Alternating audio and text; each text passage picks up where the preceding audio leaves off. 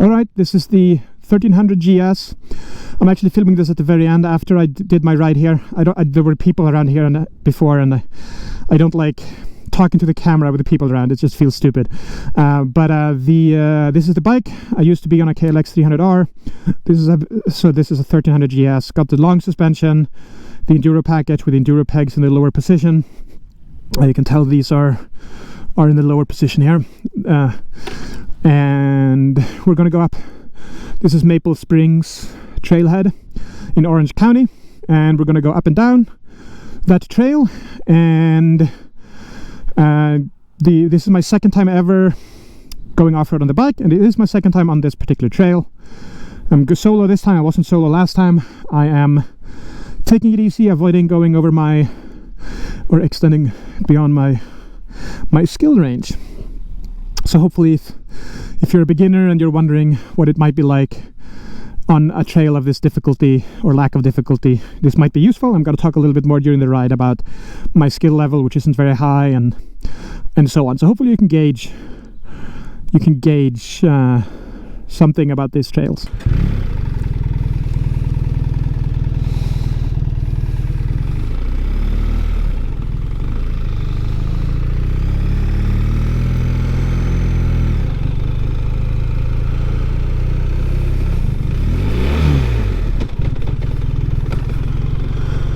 Alright, this is I just passed the Maple Springs Trailhead in Orange County. This trail goes, you can go in a couple of different directions, but one of them being, Santiago Peak, I believe. I am not going to go all the way up there, just because this is my second time ever going off-road on a big adventure bike.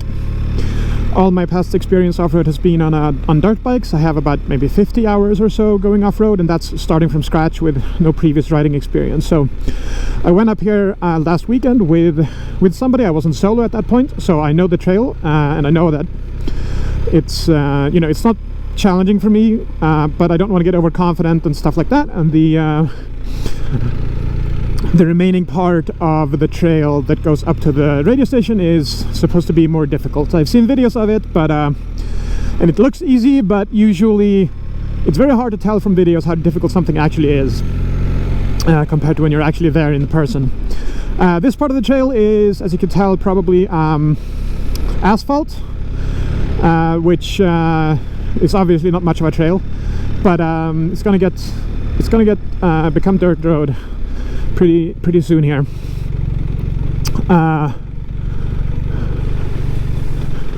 Why did I switch from dirt bikes to a 1300 GS, which is what this is? That's probably something I'm going to talk about I'll probably make a separate video about that, because I have some thoughts aside from just why I made the decision in terms of how to think about it. And I see a lot of comments on social media that I think are kind of oversimplifying things. In any case, the intention here is to basically just show a beginner, which is what I'm considering myself. Like, even on a dirt bike I would consider myself a beginner still, or at least late stage beginner maybe, but definitely a beginner going off-road on adventure bikes. And there are a few others, but there isn't that much off-road content yet for the 1300 GS and in general with these big bikes sometimes. Or you have content made by people who are certainly not beginners, put it that way, right? And one of the things that I was doing before my very first off-road was to just try to figure out, find trails and figure out how difficult they are, and in practice and stuff like that, right?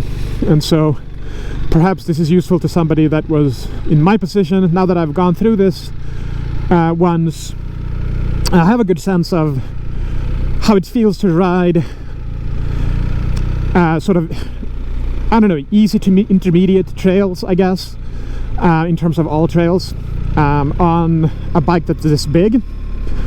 That was the big kind of unknown for me, right? Like this trail, I knew that it would be totally fine on a dirt bike. I just didn't have a good concept of, or I didn't have a good sense of how different the experience is on a big adventure bike, right? Even though obviously this particular trail, well, not obvious to you perhaps, but if you go look up the trail, it's not like it's actually a heavily technical trail or anything like that. It does have some ruts, it does have some, you know, road hazards to avoid and things like that, minor quote-unquote water crossings like we just passed through. So it's not, you know, it was obviously not super difficult, but I didn't want to get overconfident. I wanted to make sure that I'm just having fun and not, you know, underestimating the difficulty of a big bike, basically. And it went fine. The one sort of big bike learning moment that I did have was I was going down on the way back down. I was sort of for practice purposes, I was intentionally locking the rear a little bit, practicing recovering from that and so on. And due to my own ineptitude, I stalled the engine, right? And that caused just the engine being stalled, right, was enough to lock the rear, which was never the case on a dirt bike, on any of the dirt bikes. At least or either it wasn't the case, or I never stalled the engine in a circumstance where I would have noticed. So that was one of those, like, I didn't have any muscle memory for that, right? Stalling the engine and then needing to apply the clutch to avoid locking the rear. That's not something that I had muscle memory for, so it sort of screwed up my reaction time, right? I had to think, like, what the fuck is going on? Or what the heck is going on? Sorry about that. And so now I mean, it's only happened the one time, but at least now I know to expect it. I hadn't really thought about that before this. With the bigger engines and so on, the engine braking is of course stronger. Not necessarily relative to the size of the bike, but in terms of the amount of force applied to the ground in absolute terms. So we shall see. Hopefully the audio isn't complete garbage, for that matter.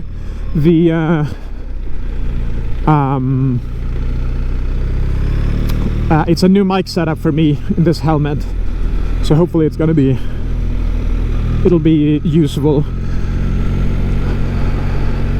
Otherwise you're not hearing this, probably. In which case I would probably just do a voiceover.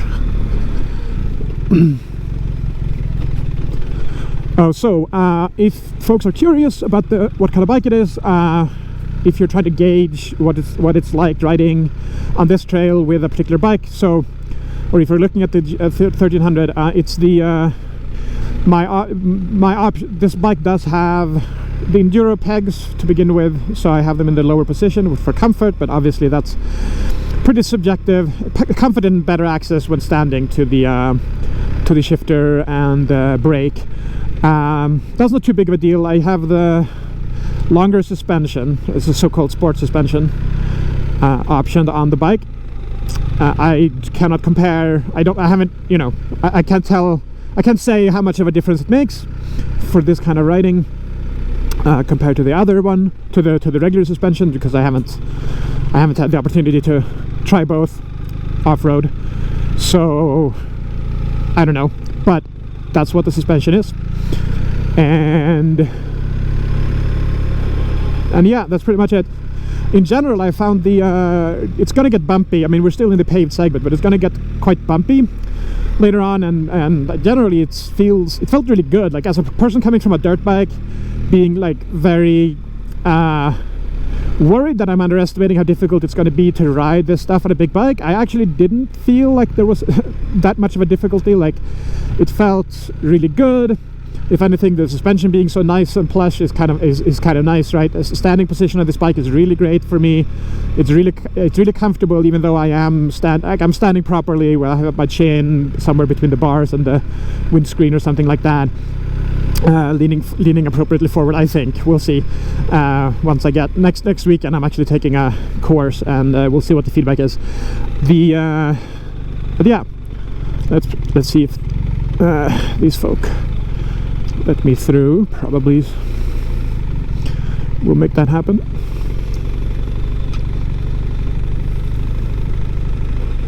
But yeah, this trail, even though I'm solo this time, since I've gone here before, I know the way, and I also know that it's populated enough. Like, yes, I'm solo, but I'm not in the middle of nowhere. Like, other people are going to show up. As you can tell, there's other people on the trail. So that's why I'm particularly comfortable going solo again. But that's also why I'm not wanting to, and a contributing factor to not wanting to go all the way up to the radio tower, because doing it for the very first time solo, I'm just trying to avoid doing that.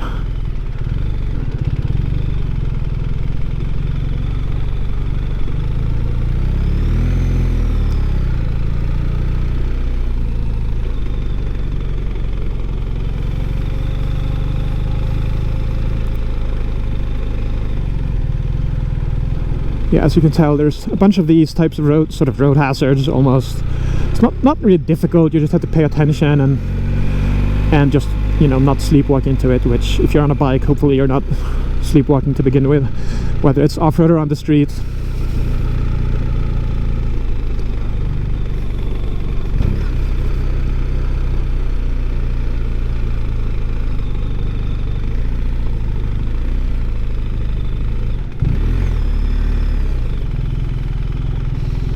To see if I can pass it, if there's a good moment or place for me to pass. I don't want to do anything aggressive, or I just want to be chill about everything, and I don't care. I don't need to go super fast either.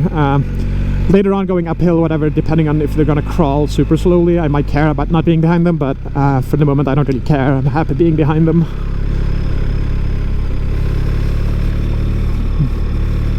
Because crawling, it's not that I want to necessarily go fast, but on a bike you don't want to be crawling. You want a certain amount of speed, otherwise it actually gets more difficult on bumpy terrain.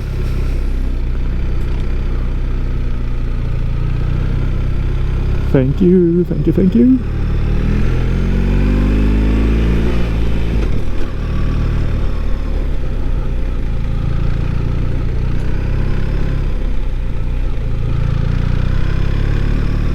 Alright, starting to get a little bit more of a dirt road. It's still pavement going on, but I can't quite remember. I think we're going to come up soon to the place where it starts becoming a proper dirt road.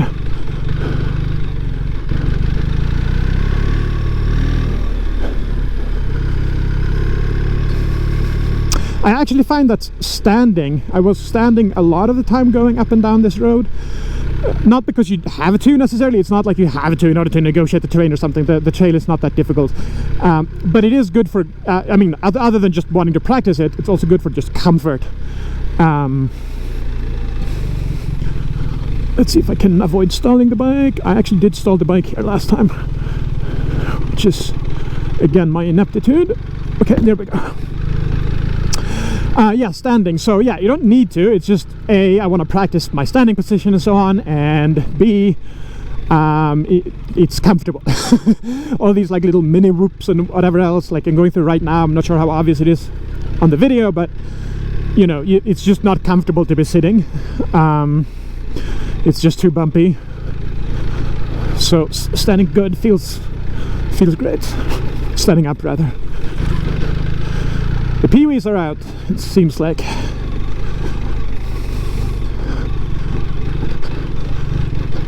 As a kid, I would have loved to do that. I almost got into dirt biking as a kid. It didn't quite happen. As a bigger kid than that. As a grown person, not a parent, but like if I can imagine being a parent and being like, I'm not wanting my kid to do that kind of shit. Things that I did as a kid that I can totally see as an adult how I wouldn't want my kid to do those things. Not that I did anything, I wasn't necessarily doing anything mega crazy, but like riding around on a mountain bike in like a gravel pit, various these like off-roady sort of situations with friends, without any not any training or anything, just like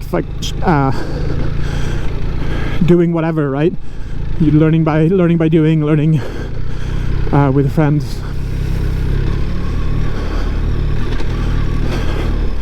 But yeah, this is roughly as hard as it's gonna get. I mean, there's a bit of an incline, it's a little bit rutted, you know, every now and then you'll have some kind of hazard, to avoid or to navigate through, but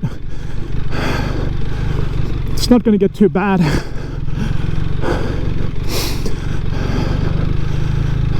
One of the things that I'm actually liking is the fact that I'm still using enough of my muscles riding like this on a big bike that I'm getting exercise. You're probably hearing me panting, and that's actually a good thing. I like that. I love that, because riding dirt bikes, one of the benefits for me, because I'm trying to get regular exercise, I'm in the process of losing weight and stuff like that. One of the benefits is it's if I went dirt biking for a few hours, that burns enough energy. I mean, if estimated by heart rate, right, by my watch, that burns roughly as much energy as perhaps 2 hours of jogging, which normally I jog for 30 minutes every day.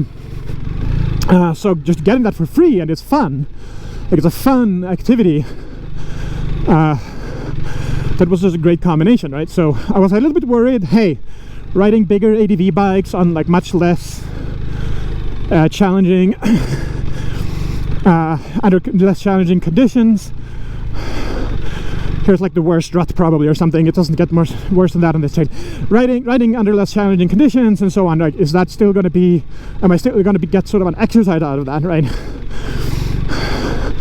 And based on last time, even me riding, you know, slowly, carefully, or hopefully carefully as a beginner, the answer is yes. Yeah, maybe not quite as much in terms of like energy expenditure per hour of riding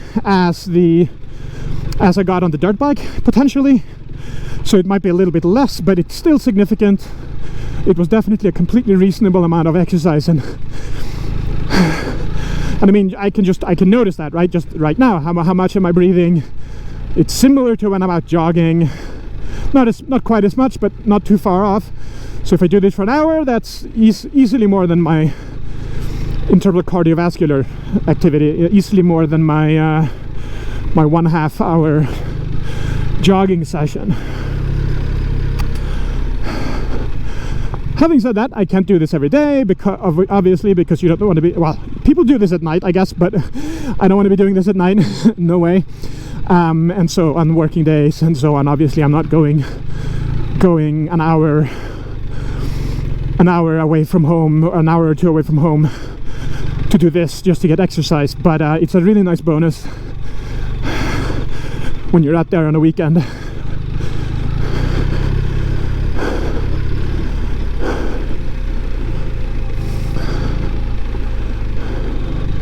We'll see. With the dirt bike, I know that my very first few sessions I used more energy than later on as I got better technique. Now I feel like the techniques are transferring pretty well to the ADV bike, but we'll see. Maybe my technique is just horrendously bad. I mean, I know it's not great for sure. I'm a beginner and everything, but maybe I am so horrendous that once I get some training, I will suddenly no longer be getting any exercise from doing this. But I don't think that's true. I think it's going to keep working, or keep being a viable, nice bonus side effect of getting my exercise in for the day by going off-road.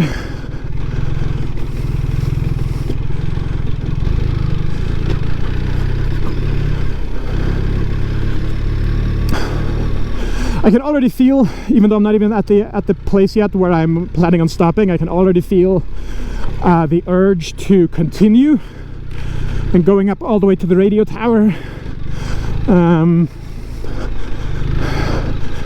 because this is fun, and that'll also extend the trip a little bit. But I'm not gonna be overconfident. I am going to be conservative.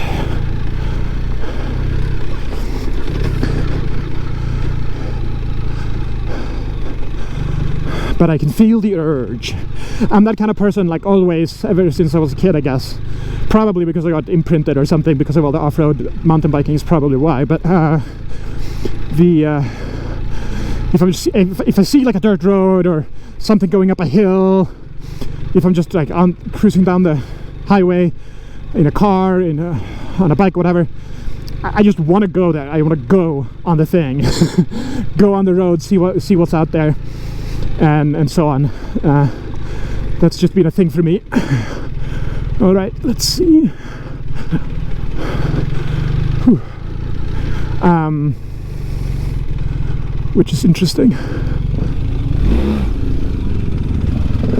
All right, but that went fine, but that was a bit of a fail for me. I wasn't in the right. I wasn't quite. I was sort of last minute trying to think: do I go into first gear? Do I stay in second, feathering? Which line do I take? And then not making a decision quick enough. Like I should ideally have stayed away from the left side there, given that people were coming towards me. So I think that turn was acceptable, but not a great performance, so to speak.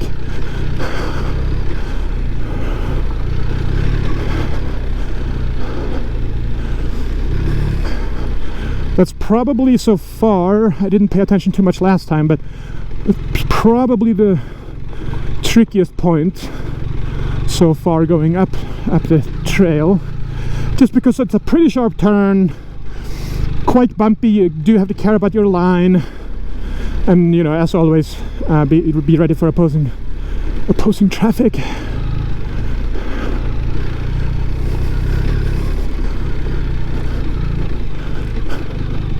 Somebody crashed there, I guess. Hopefully everything is fine.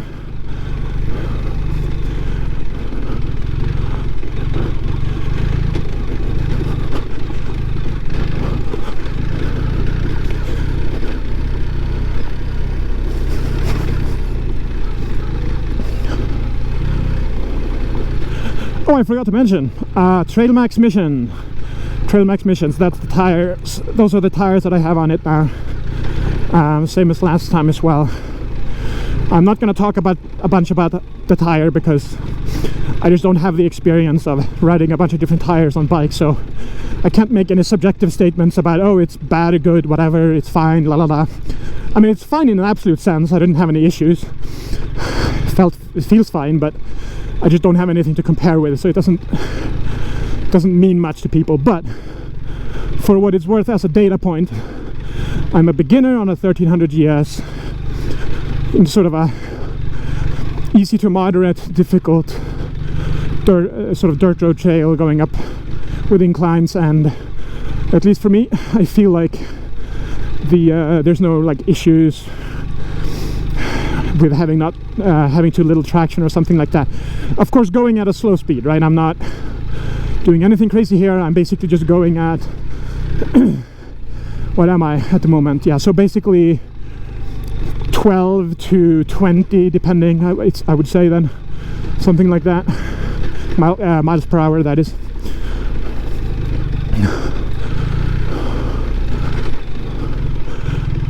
It's a bit of a rut. I'm overly paranoid because of the boxer engine. But if there aren't any ruts here that are that deep, that I'm gonna like bump them or something. I'm just being a little bit overly paranoid whenever there is a rut. But that is one thing that I can see being a bit issue once you get to a higher skill level, and if you do want to go down more technical trails. Aside from the size of the bike, like in terms of like weight, the boxer engine sticking out, definitely, you know, if you get a certain amount of skill, I'm imagining that's going to be a kind of annoying, and like it dictates where you can go and where you can't go. At the same time, it's really nice, of course, for picking up the bike. Those boxers are super helpful for that. So I guess it's a trade-off, and up to each person how they want to view that, if it's a good one or a bad one. Oh, so standing. So I'm actually finding that my feet do hurt a little, even though I never had this going on my dirt bike, but I think it's because I never stood for so long before, because it's usually shorter amounts of time, you're like doing a few laps on an MX track or whatever for 15-20 minutes maybe, and then you're taking a break, and you're not standing all the time. You're maybe standing and then sitting down in the corners and stuff like that. So even though the dirt bike had a very tight, I had a KLX 300R. The pegs are notoriously tiny on those. I had the stock pegs, and I also had I was riding with the Tech 3s, the Alpine Star Tech 3s at the time. So this right now I'm riding with the foot pegs are much wider. Like, these are stock pegs, but they're stock enduro pegs from the BMW, but they are properly wide and everything, so there's no problem there. And I have I'm wearing the Tech 7s now, the Alpine Stars. I decided to upgrade just because of, you know, heavier bike, getting a better protection and so on. And I believe the Tech 7 should be similar or more stiff in the sole than the Tech 3s, although I haven't. I do have both. I guess I can try to compare more directly, but I haven't done any sort of like A/B comparison or anything. I don't care enough to do that. But I actually do feel some pain, and same last time, creeping up in the sole of my feet, which is interesting given that, again, pegs are bigger, suspension is nicer and so on. But I think it is just that I'm basically standing constant. I mean, not in the beginning, but I mean, now that I'm standing, like, I've been standing constantly for quite a while. I'm not even sitting for a few seconds in between for the most part. Last time I started sitting a little bit more just because of that, because I wanted to give my feet a little bit of rest. But I don't do it naturally, because like in this terrain, I mean, again, there's nothing like, oh, you have to stand, otherwise, blah, blah, blah. It's not a difficult terrain, but it's just more comfortable, right? Aside from the feet pain. So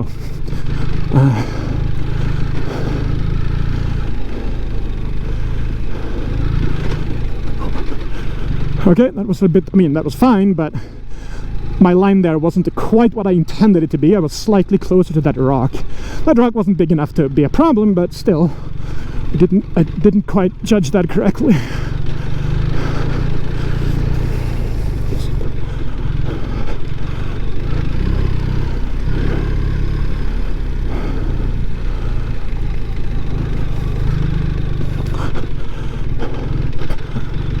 All right.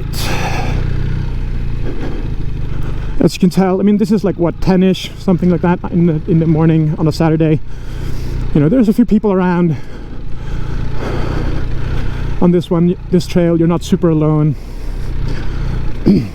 So you're solo, but other humans are around.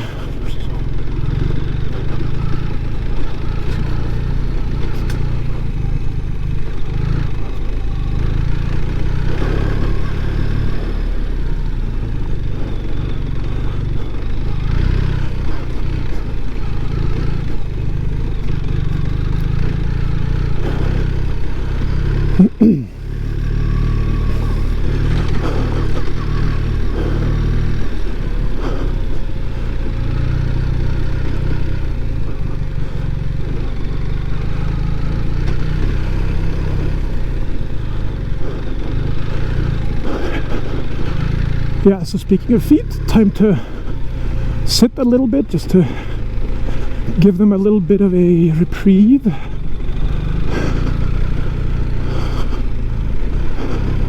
I mean, this is still not super uncomfortable. The suspension is so good on this bike that this time, I mean, it's bumpy, but it's not actively uncomfortable the way it would be on a dirt bike with a much stiffer suspension and so on. Oh crap, I actually realized it doesn't really matter given the nature of this riding, but I forgot to put the bike into Enduro Pro. I'm gonna do that. Okay, there we go. So now, again, it didn't matter so far because I'm just not riding aggressively enough that it would probably have made zero difference. But just for the sake of, for the purpose of it, Enduro Pro on this bike, by default, it's gonna be traction control and ABS is gonna be off on the rear. well, traction control is off on the rear, and or sorry, ABS. Yeah, sorry. Both of them are out on the rear, of course, but traction control only applies to the rear, so it doesn't really make sense for it to be on or off on the front, obviously. But yeah. However, ABS is on for the front still, which I'm sure it seems like it might be a controversial topic, but at the very least that seems like a pretty beginner-friendly thing. I don't know how much it's gonna hurt, you know, learning technique. We'll see. Next weekend when I take my first sort of ADV off-road course, we'll see what the opinions are from the instructors.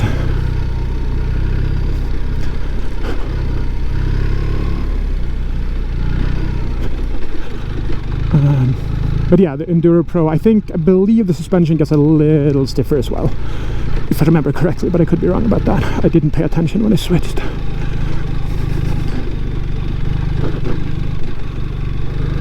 All right.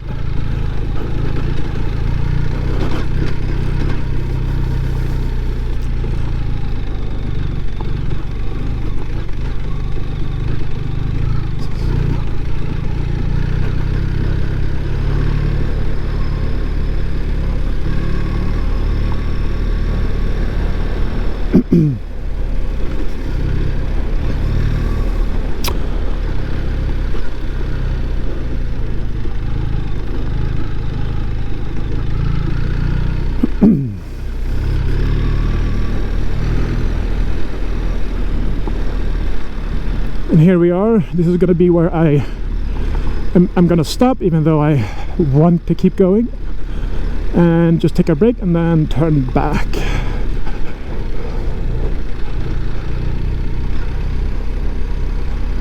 I'm also tempted to go up these things, but again, I'm gonna not be overconfident.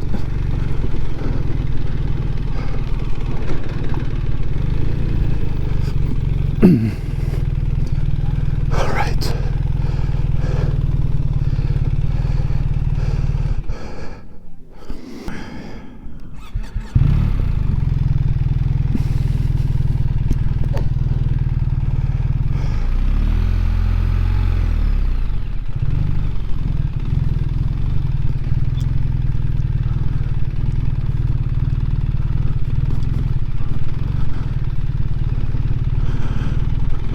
Oh yeah, I didn't drop my bike. That turning around is probably the highest risk for dropping the bike,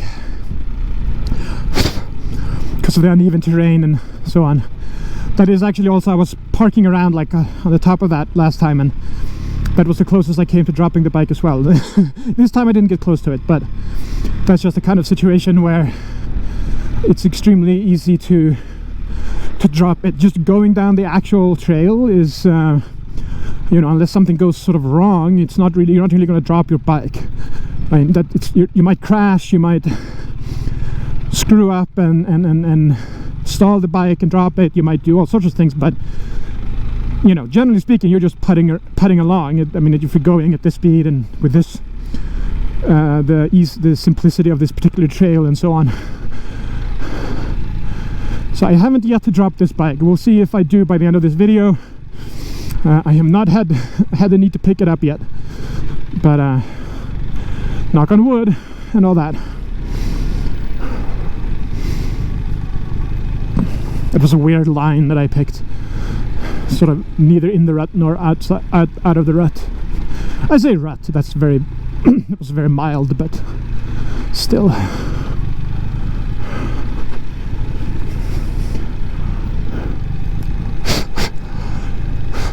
My dead cat is my dead cat over the mic is getting in my mouth. Apparently I need to adjust it a little bit.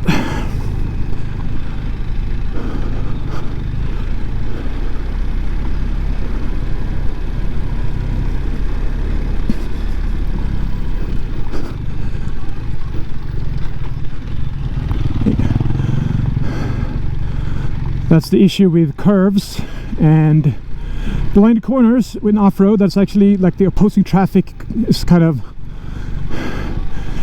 possibly one of the biggest dangers.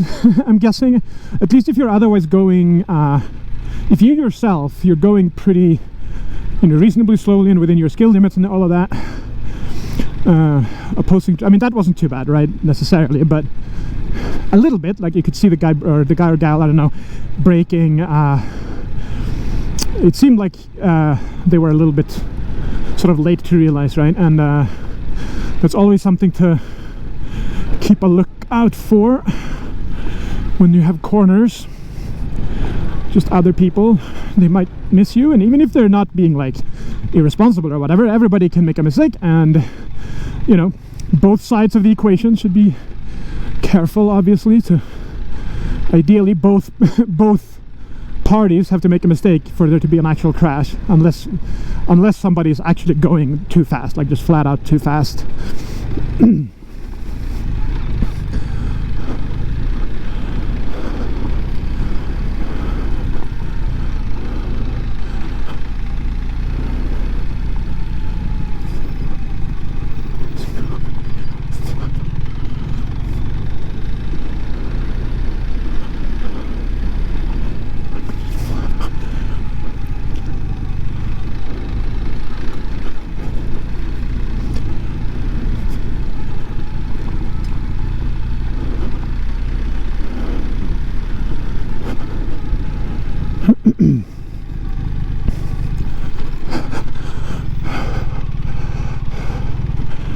I'm still getting used to riding with just one finger on the clutch and the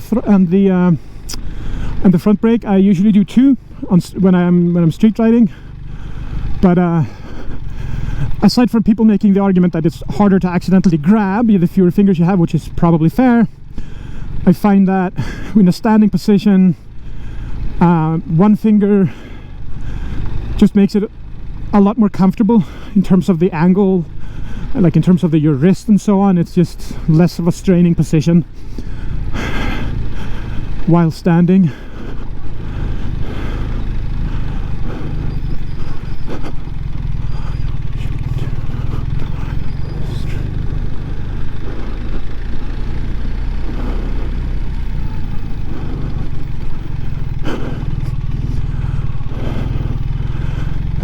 Speaking of the whole discussion around exercise, I do feel like I'm exerting myself less just now. I don't know if it's going down or if it's this segment or if I'm just legitimately using less energy after I've been riding for like 5 to 10 minutes. I've gotten used to it and like gotten into the pace of things technique wise. I don't know, but it does feel like it got a little bit chiller over time, so to speak.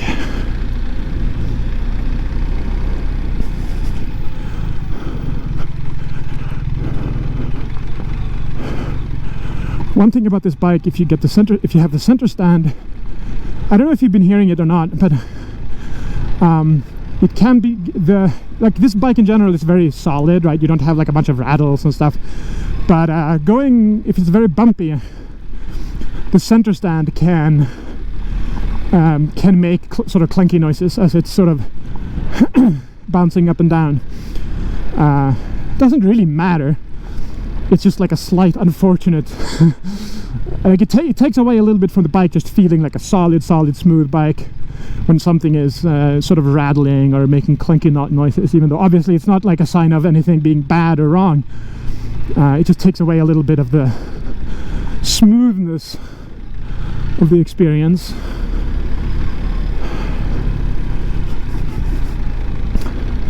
I can probably fix it. I mean, obviously without the center stand that would be fine. Could also, I'm sure, just use some tape or something and get the center stand more solidly in place.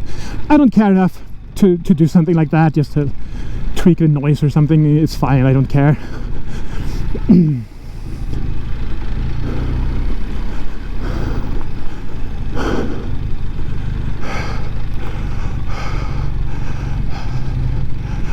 Okay.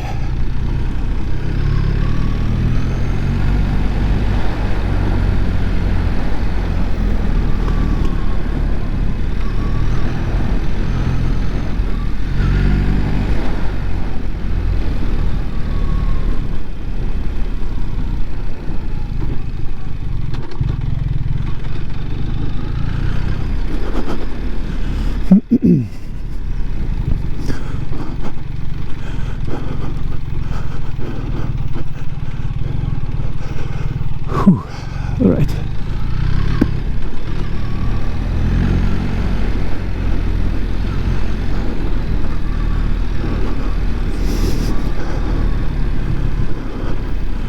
I just realized why it's been clanking a little less. I think I've been going slower than last time. I remember last time it was a lot more noisy. I think that's the difference.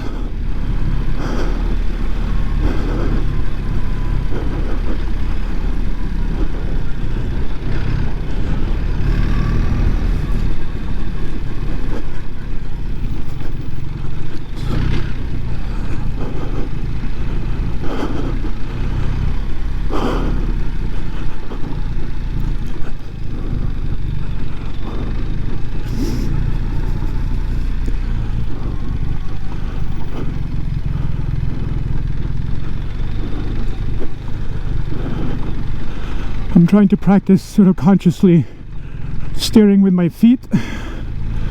I actually was forgetting that off and on, but when I'm remembering, I try to to remember that, which is the general technique recommended for ADV bikes. Just dropping your heels a little bit, shifting the weight, and then the bike naturally turns as opposed to actively leading the turning with the handlebars.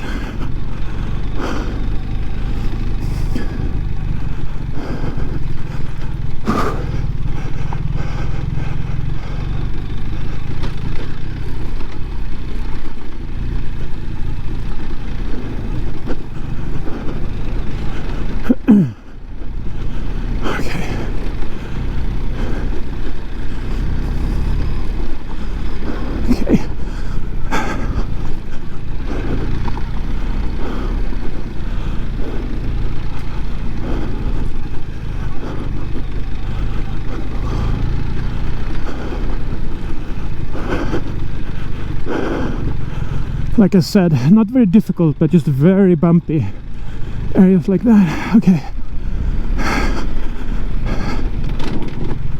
Just feeling what it's like to slide a little bit. This time I'm not going to stall it because I'm actually paying attention to my clutch. Oh, 2 Rivians, 3 Rivians. Cool.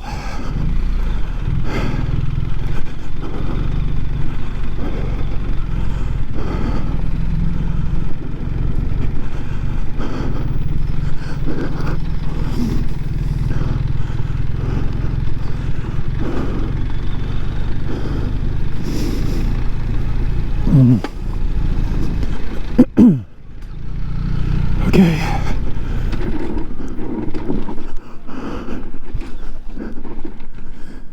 Well, almost stalled it again. Or actually I did stall it. That explains why I'm not getting into first gear. So yeah, even though I was actively like, I'm not gonna stall it, shit happens when you're inept and a beginner like me.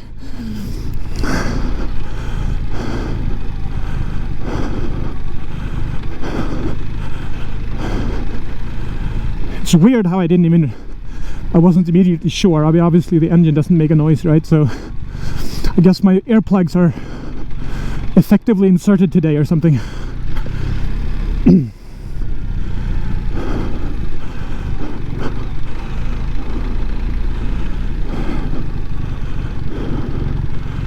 Maybe it's because I would have to look at the video, assuming it's visible. But maybe the fact that I'm using a single finger on the clutch and the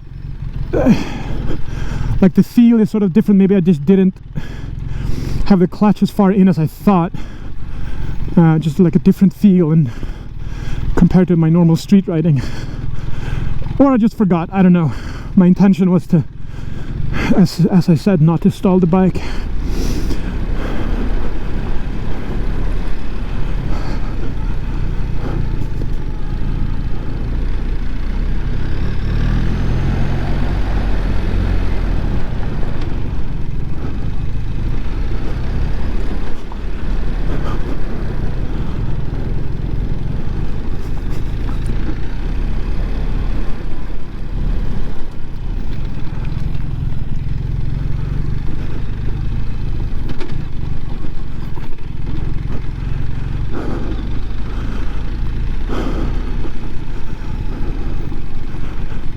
Okay.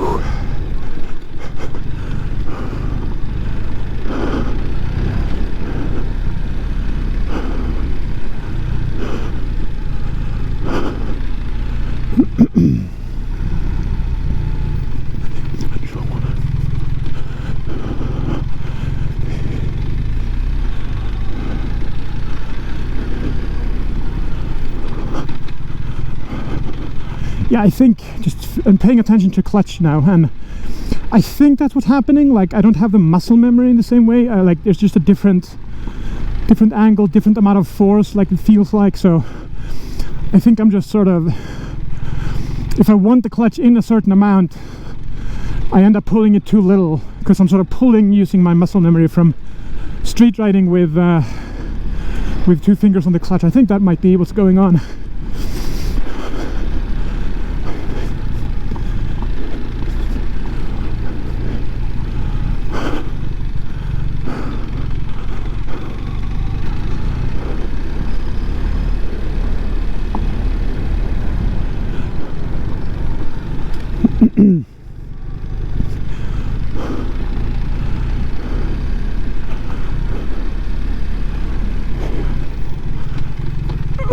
Okay, that's good.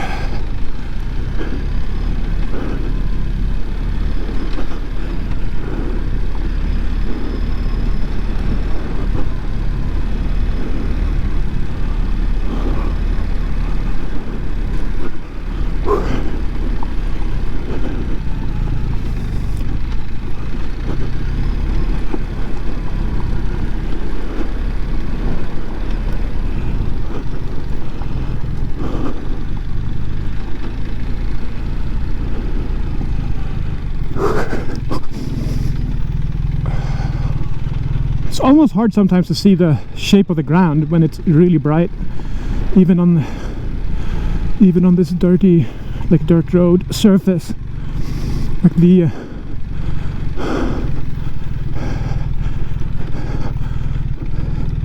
I'm just gonna let them pass, I think.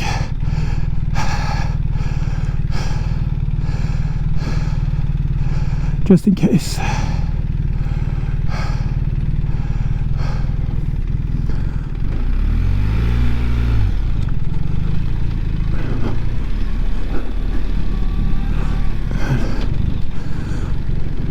Okay, there we go. I'm still super shitty at gear shifting and using my rear brake while standing. It just doesn't come naturally at all to me. I need to force myself to try to do it more and get comfortable doing it reliably.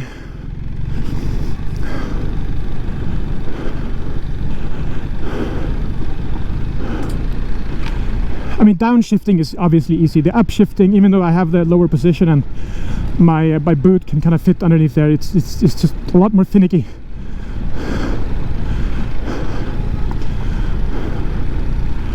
And then with the rear brake, especially with the MX boots, of course, it's a little bit harder to get a sense of how much you're actually braking. It's almost, you have to either notice that it's sliding outward, or you're like to your left or your right, or you have to sort of hear the wheels locking to even detect that that's happening. Whereas on the street, obviously, like, you have a lot. I mean, even then it's really easy to lock your wheels if you're riding without your rear wheel, that is, if you're riding without ABS. But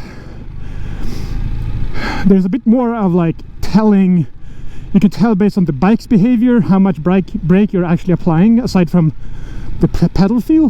Whereas you have so little rear traction riding off-road like this, that, especially on a big bike like this, like, it's, for me, I mean, I'm sure experts will be super sensitive to this stuff, but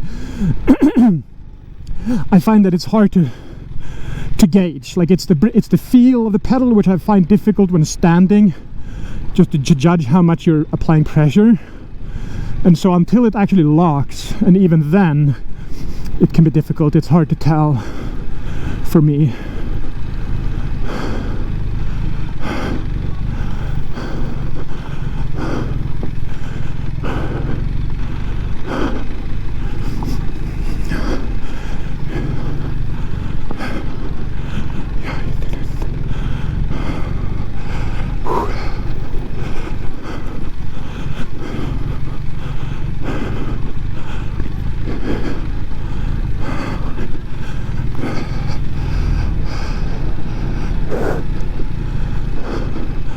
All right, feet hurt, my feet.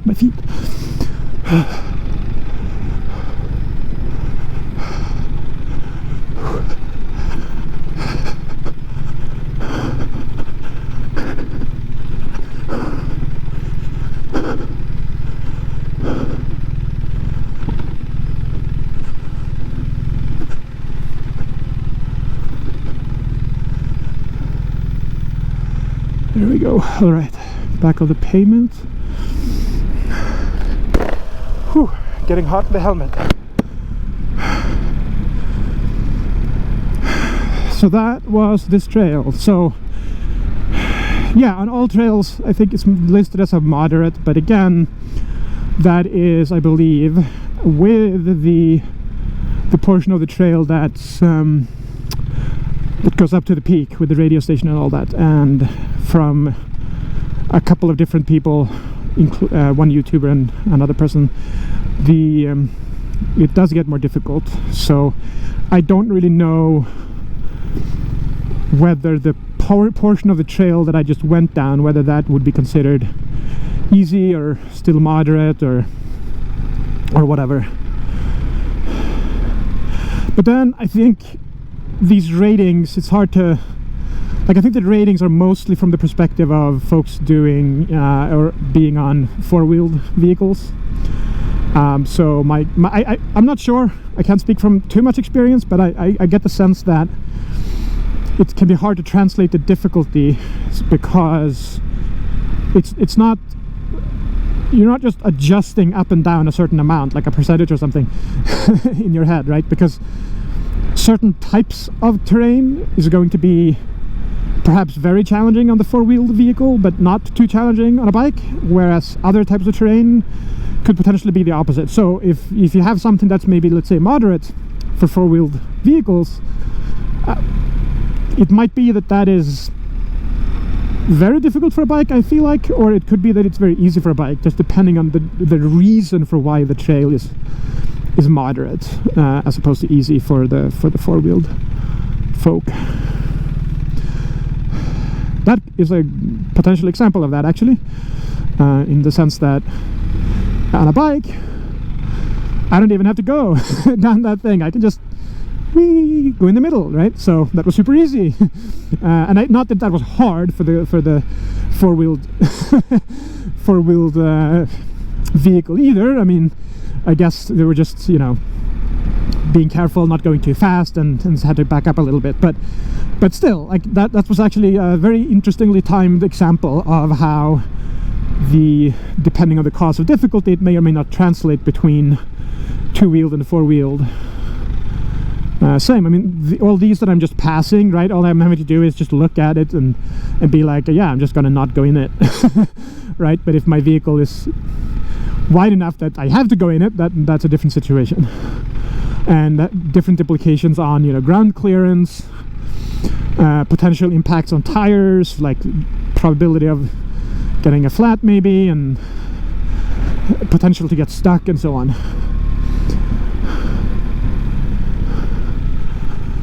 And like with a car, like, okay, you don't have a locking differential or whatever, and so even though it's actually not like seemingly hard, you just have like all your like you have a two-wheeled vehicle without locking differential, and you end up in a situation where you're just stuck because all the power is going to one wheel. Like you don't quite have that problem on a bike, right? But on the other hand, other things are difficult on a bike, right?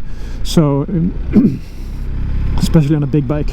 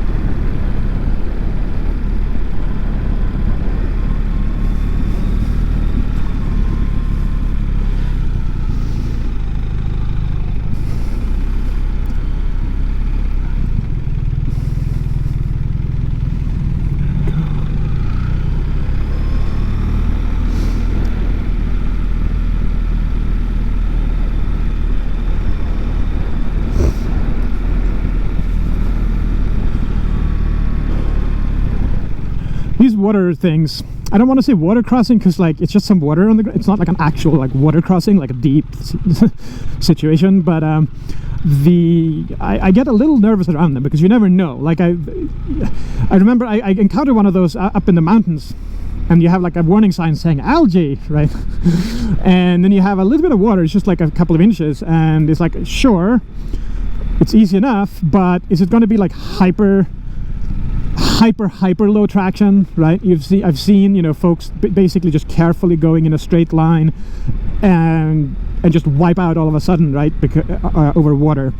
I've seen videos of that. So it's like it seems it can be extremely treacherously difficult, I guess. So I'm always a little bit well, I shouldn't say always, because it's not like I'm encountering them all the time, but I do feel nervous about those just because it feels like it's very difficult to judge. Is it just some water on asphalt? Is the surface under the water on the asphalt super slidey because of algae or because whatever reason? Like, it's hard to tell, right? And so far I've never had an issue even with even in that algae location that I mentioned, but I guess I just don't know how close to traction limits you end up being when it's super slick, super slick, I guess. Super slidey is what I wanted to say, and then it became slicky.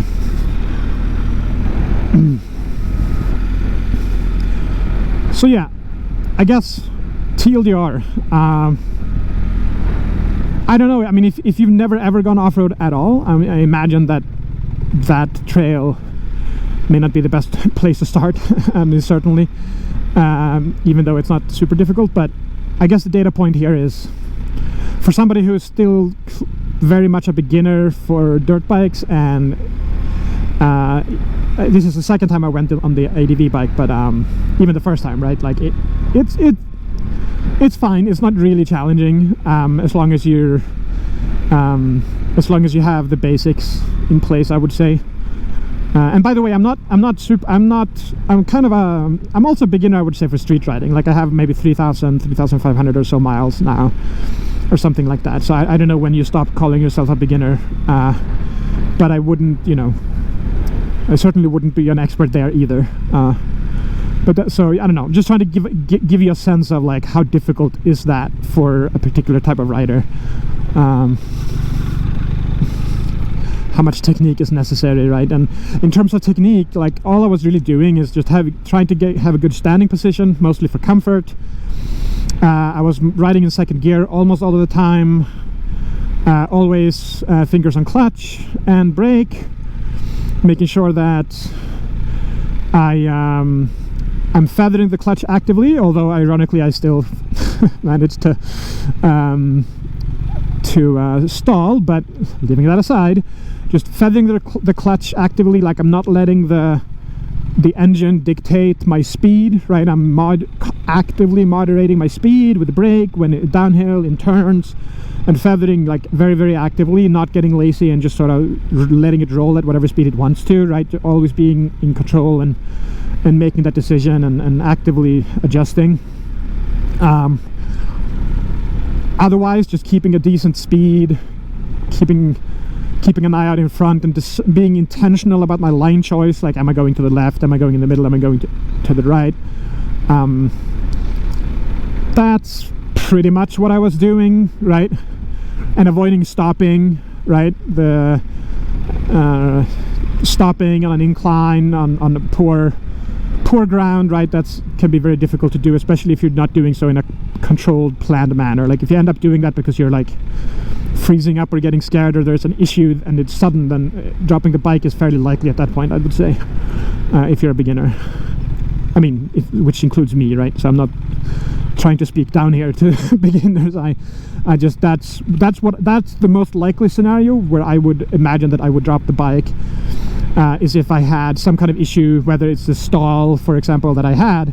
I wasn't actually close to dropping the bike there, but I could have been. Like, if I reacted differently with my handlebars, you might have seen I did sort of a leftward thing, and that was kind of to compensate for it a little bit, right? Even though I didn't really realize it was stalled immediately, I was still reacting to the behavior of the bike and that could easily have been a bike drop potentially. But yeah, that's about it in terms of technique, I think. Just making sure that I guess I would say the fact that I'm staying within my limits and I'm doing these things constantly. I'm in control. I'm controlling how much I'm feathering. I'm on the front brake, not just the rear brake. Making sure that I really have exactly the speed that I want to have. The fact that I'm doing that means I'm less I think, I mean, again, I'm not some expert here, so this is just how I'm thinking about it. It makes me less likely, I think, to have these oh shit type moments.